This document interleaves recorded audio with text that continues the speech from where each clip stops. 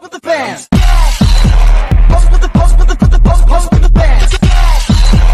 Pose with the pose with the put the pose with the bands. Pose with the bands. Pose with the bands.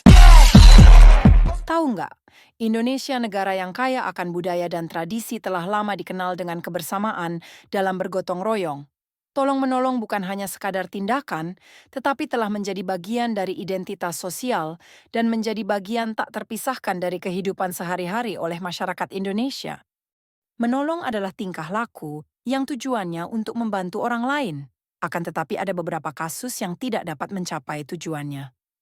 Hal ini dapat disebabkan karena penolong tidak mengetahui kesulitan korban yang sesungguhnya, Hollander 1981, atau karena penolong tidak mempunyai keterampilan yang dibutuhkan untuk menolong korban, sehingga dapat berakibat fatal baik bagi penolong maupun yang ditolong.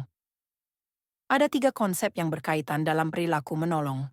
Altruistik yakni membantu tanpa mengharapkan imbalan.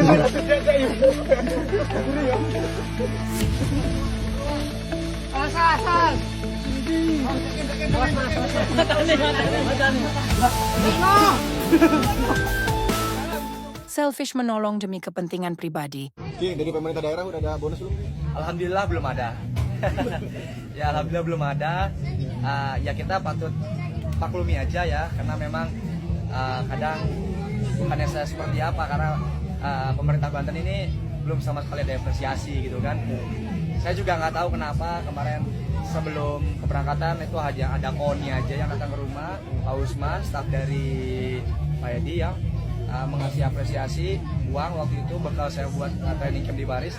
Tapi alhamdulillah yang lainnya nggak ada. Jangankan jenjang Olimpik ini, kejuaraan-kejuaraan nasional pun harusnya ada dan patut diapresiasi. Jangankan atlet sudah sampai Indonesia baru kita disambut dan mereka mencari muka gitu istilahnya. Maaf ya, bukannya karena saya memang kasar atau seperti apa, memang kenyataannya seperti ini. Toh ya, bisa pertanyakan sama yang lain-lainnya seperti apa kemajuan Banten. Dan selfless berkorban tanpa memikirkan diri sendiri.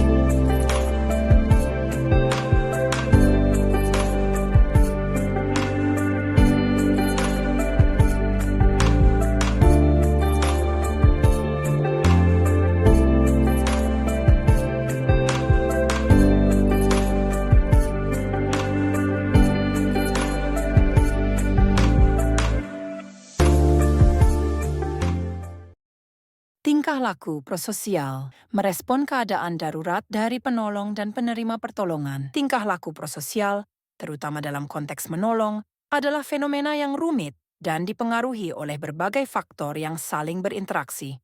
Tingkah laku menolong dapat diartikan sebagai tindakan yang dilakukan oleh seseorang untuk membantu orang lain tanpa mengharapkan imbalan langsung. Tindakan ini seringkali muncul dalam situasi darurat, di mana penolong harus mempertimbangkan risiko dan manfaat dari tindakan yang diambil.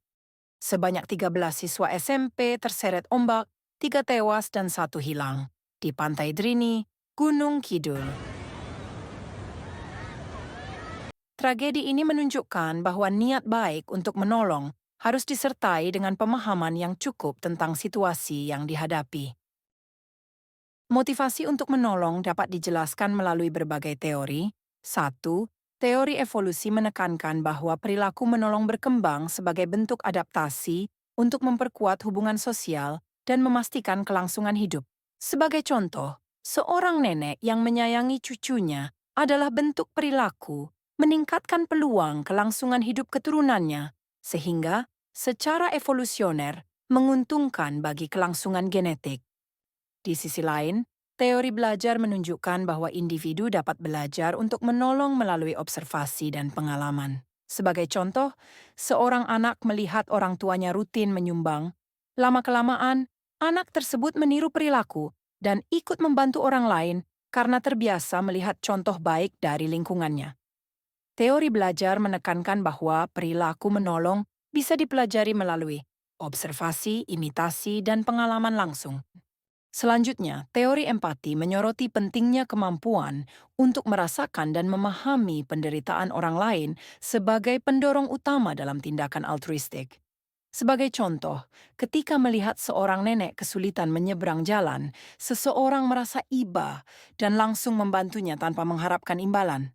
Selanjutnya, faktor situasional juga memainkan peran penting dalam keputusan untuk menolong. Daya tarik fisik korban, kesamaan antara penolong dan korban, serta kejelasan kebutuhan juga memengaruhi kecenderungan seseorang untuk memberikan bantuan. Di sisi lain, faktor internal individu, seperti suasana hati, sifat kepribadian, dan pola asuh juga berkontribusi terhadap perilaku menolong. Individu yang berada dalam suasana hati yang positif cenderung lebih bersedia untuk membantu, sementara mereka yang dibesarkan dalam lingkungan yang menekankan nilai-nilai kepedulian sosial lebih mungkin terlibat dalam tindakan prososial.